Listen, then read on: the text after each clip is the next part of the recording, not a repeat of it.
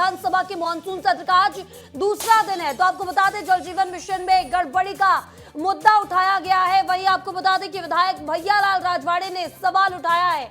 Pipeline और टंकी निर्माण पर मुद्दा उठाया गया है और टंकी से पानी सप्लाई नहीं हो रहा, भैयालाल राजवाड़े का कहना है। जी हाँ, आपको बता दें कि बैकुंठपुर से विधायक है भैयालाल राजवाड़े और उन्होंने कहा है कि टोटी लगाकर खाना पूर्ति कर दी गई है। पीडब्ल्यूडी मंत्री अरुण साव ने सदन में जवाब भी दिया। उन्होंने कहा है कि कोरिया में 928 टंकियों का निर्माण हुआ है, 751 पानी टंकी का काम पूरा हो चुका है और 177 टंकियों का काम अभी भी अधूरा है।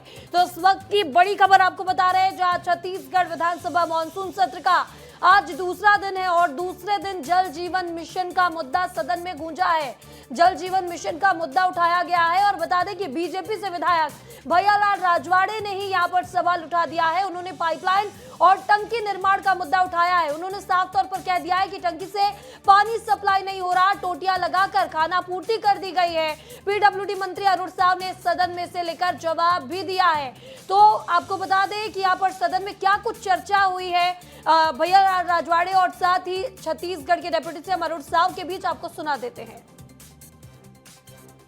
जल जीवन मिशन अंतर्गत बैकुंठपुर जिला कोरिया में किए गए कार्यों के गुणवत्ता एवं कार्यपूर्णता की भौतिक सत्यापन या समीक्षा की गई। क्या अगर पूरा हो गया है तो कितने घरों में पानी जा रहा है, कितने टंकियों में पानी का व्यवस्था है? एक भी टैंक में पानी है ही नहीं है, पानी निकला ही नहीं है और वहाँ पानी का व्यवस्था बता दिए। माननीय सदस्य के विधानसभा क्षेत्र में 605 टंकियों का निर्माण होना था और इसमें से 514 पूर्ण हो गए हैं, 91 अपूर्ण है जो प्रगतिरत हैं। जहां तक जल जीवन मिशन के कामों की गुणवत्ता का विषय है, जल जीवन स्कीम में जो प्रावधान है उसके अनुरूप हो रहा है और स्पेसिफिक रूप से कोई अलग से शिकायत नहीं आई है। किसी योजना में कोई गड़बड़ी की शिकायत हो तो दे निश्चित रूप से उसका परीक्षण करा लेंगे। कि 928 टंकियों का प्रावधान है, 751 पूर्ण हुए हैं, जिसमें से 447 टंकियों से जल का प्रदाय किया जा रहा है।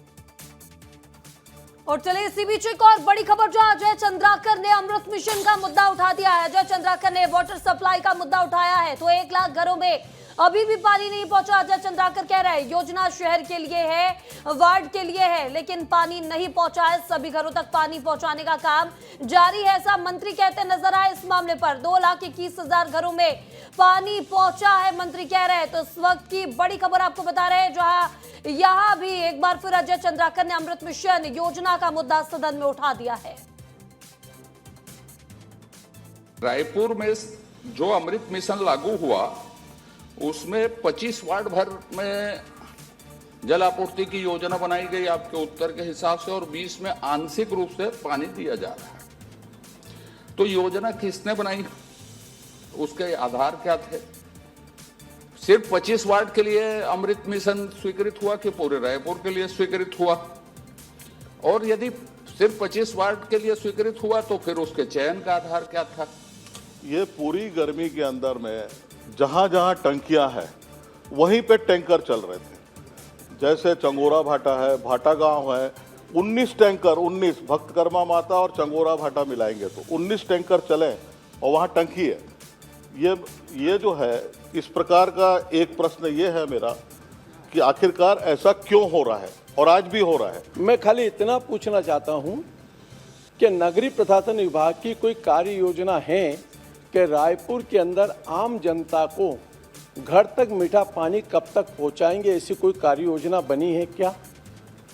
मेरा प्रश्न का एक प्रश्न, उसी पे एक प्रश्न हो रहा है, बस कोई कार्य योजना बनी है क्या? हर घर तक नल से पानी पहुंचे। रायपुर शहर में 3,42,000 आवास चिन्हित हैं और 2,21,000 आवासों तक नल के कनेक्शन के माध्यम से शुद्ध पेयजल पहुंच रहा है। शेष परिवारों तक भी नल से पेयजल पहुंचे, इसके लिए पूरी प्रतिबद्धता से हम काम कर रहे हैं। तो चलिए इसी बीच एक और बड़ी खबर आपको बता देते हैं, जहां सरकारी कार्यक्रम में टेंट के भुगतान पर भी सवाल किया गया है। कांग्रेस विधायक अटल श्रीवास्तव ने सवाल पूछे हैं। जो कार्यक्रम नहीं हुआ उसका बिल भी जमा हुआ है। वो कह रहे हैं कलेक्टर ने साउंड के लिए 3 लाख रुपए दिए, कृषक कार्यक्रम में 13 लाख रुपए का भुगतान हुआ और अरुण साहब ने मामले की जांच के आदेश दिए हैं। तो क्या कुछ सदन में हुआ है, टेंट के मुद्दे को लेकर सुना देते हैं। 12/12/2024 को माननीय मुख्यमंत्री जी का तखतपुर में कार्यक्रम था। शासकीय जेएमपी विद्यालय में टेंट कुर्सी व्यवस्था के लिए 40 लाख रुपए का बिल प्रोड्यूस किया गया। उसी दिन शासकीय पॉलिटेक्निक कॉलेज में भी मुख्यमंत्री जी का कार्यक्रम बताया जा रहा है, जिसके लिए 24,77,000 का बिल प्रोड्यूस किया गया है, जबकि मुख्यमंत्री जी का कार्यक्रम केवल एक ही कॉलेज में हुआ था। कृषक सम्मेलन में क्षेत्रीय साउंड सर्विस वाले को एक सम्मेलन का 13,36,000 रुपए पेमेंट किया गया। ऐसे तमाम अनेक उदाहरण है माननीय मंत्री जी। स्पष्ट रूप से कहा है कि बिल सबमिट हुआ है, भुगतान से पहले पूरी तरह से उसका परीक्षण होता है, उसके बाद ही भुगतान होता है। जो लंबित बिल है विभाग के पास, वो मैंने स्पष्ट किया है, पूरी तरह से परीक्षण के बाद ही भुगतान होता है। किसी तरह के कोई अनियमित भुगतान करने का प्रश्न ही नहीं है। फिर भी माननीय सदस्य को लगता है कि इस पर्टिकुलर बिल में गड़बड़ी हुई है तो निश्चित रूप से उसकी जांच कराएगी। और चलिए इसी बीच सदन से एक और बड़ी खबर, जहां उद्योगों में बढ़ रहे हादसों का मुद्दा सदन में उठाया गया है। नेता प्रतिपक्ष डॉक्टर चरणदास महंत ने सवाल पूछ लिया है। 242 उद्योगों में हादसे हो चुके हैं, नेता प्रतिपक्ष का कहना है। वेदांता में 25 लोगों की मौत हुई। वेदांता प्लांट के खिलाफ कार्रवाई जारी है, मंत्री का कहना है। एफआईआर में अनिल अग्रवाल का नाम भी है, लखनलाल देवांगन कह रहे हैं। अनिल अग्रवाल की गिरफ्तारी कब होगी, भूपेश बघेल ने इस पर सवाल किया। तो यहाँ पर लखनलाल देवांगन मंत्री ने जवाब देते हुए कहा है कि जहां नाम आएगा वहां कार्रवाई की जाएगी। क्या ध्यान जब एफआईआर हो गया जितने जिम्मेदार रहे सवाल ही पैदा नहीं। आप नाम लेके कार्रवाई मांग नहीं कर सकते, जिम्मेदार होगी अलग बात है। क्यों नहीं होगी? नहीं सवाल, वो उसको बुलाइए, फिर जिसके खिलाफ जांच चल रही है वो आके अपनी स्पष्टीकरण देगा। आपको तो बुलाइए, सरकार बुलाए। ऐसा नहीं होता, किसी का नाम लेके कार्रवाई मांग की जाए। औद्योगिक संस्थानों में दुर्घटनाएं हुई हैं, जिसमें सैकड़ों मजदूर मारे गए हैं। शक्ति में वेदांता का कारखाना है, जिसमें अभी लगभग 25 की मौत हुई है, बाकी 7 लोग अभी भी घायल चल रहे हैं।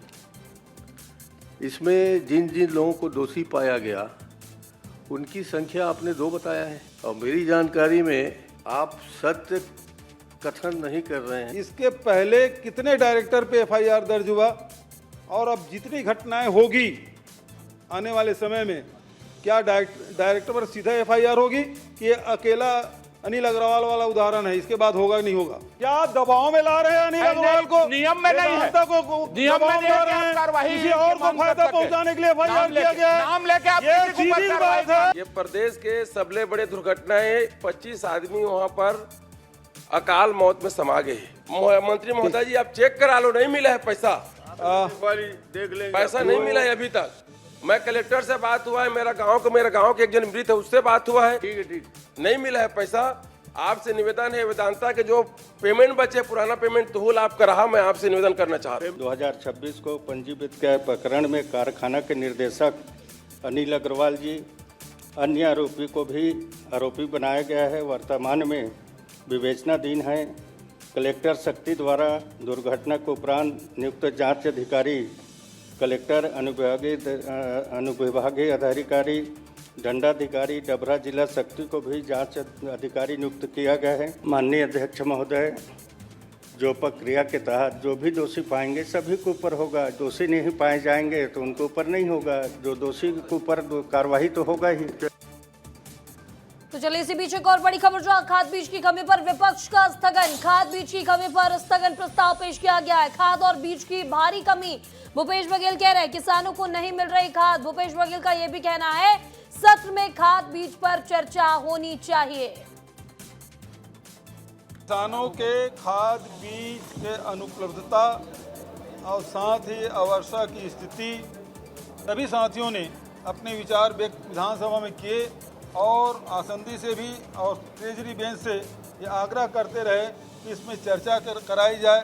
अब ये पावस सत्र है और पावस सत्र में खरीफ फसल की चर्चा नहीं होगी तो कब होगी और कहाँ होगी? सरकार के पास समय नहीं को चर्चा कराए। इससे ज़्यादा दुर्भाग्यजनक कोई बात नहीं हो सकती। और उस खबर पर ज्यादा जानकारी के साथ विधानसभा से हमारे छत्तीसगढ़ ब्यूरो चीफ मृगेंद्र पांडे जी हमारे साथ जुड़ चुके हैं। मृगेंद्र जी, आज विधानसभा मानसून सत्र का दूसरा दिन है, वही विपक्ष ने सीधे तौर पर यहाँ उद्योगों में हो रहे मौतों का मुद्दा उठा दिया है, जो हादसे हो रहे हैं उसका मुद्दा उठाया है, खरीफ सीजन में खाद बीज का मुद्दा उठाया है, तो वही पक्ष के विधायकों ने जल जीवन मिशन, अमृत मिशन योजना का मुद्दा उठाया है।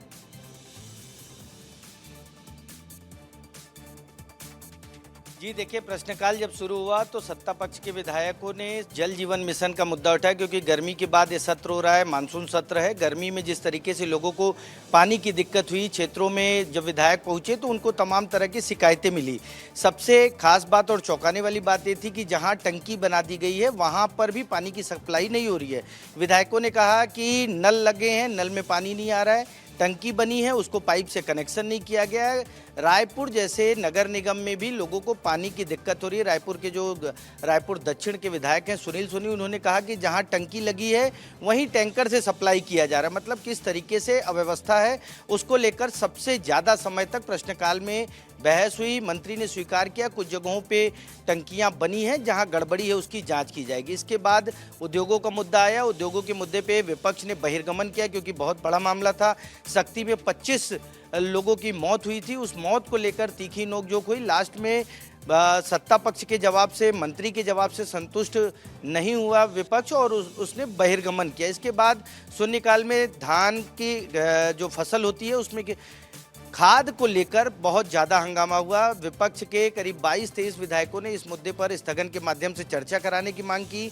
चर्चा में ये मुद्दा लाने की कोशिश की कि आखिर देश में अगर वैश्विक संकट के कारण खाद उपस्थित नहीं है तो दुकानों पर, प्राइवेट दुकानों पर खाद कैसे मिल रहा है, प्राइवेट दुकानों पर महंगे दाम पर खाद कैसे मिल रहा है। कुल मिलाकर खेती किसानी के मुद्दे को लेकर आज दूसरे दिन कांग्रेस के विधायकों ने जमकर हंगामा किया और बहिर्गमन किया।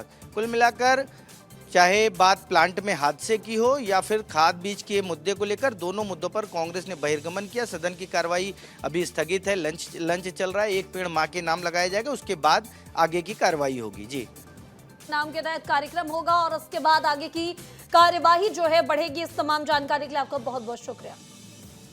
और चलिए इसी बीच बड़ी खबर की ओर रुख करते हैं, जहां कोंडा गांव से खबर है। विधानसभा के मानसून सत्र में केशकाल बाईपास की अवैध पेड़ कटाई का मुद्दा गूंजा है। साल 2017-18 में बाईपास में गलत अलाइनमेंट के कारण हजारों पेड़ों की अवैध कटाई हुई।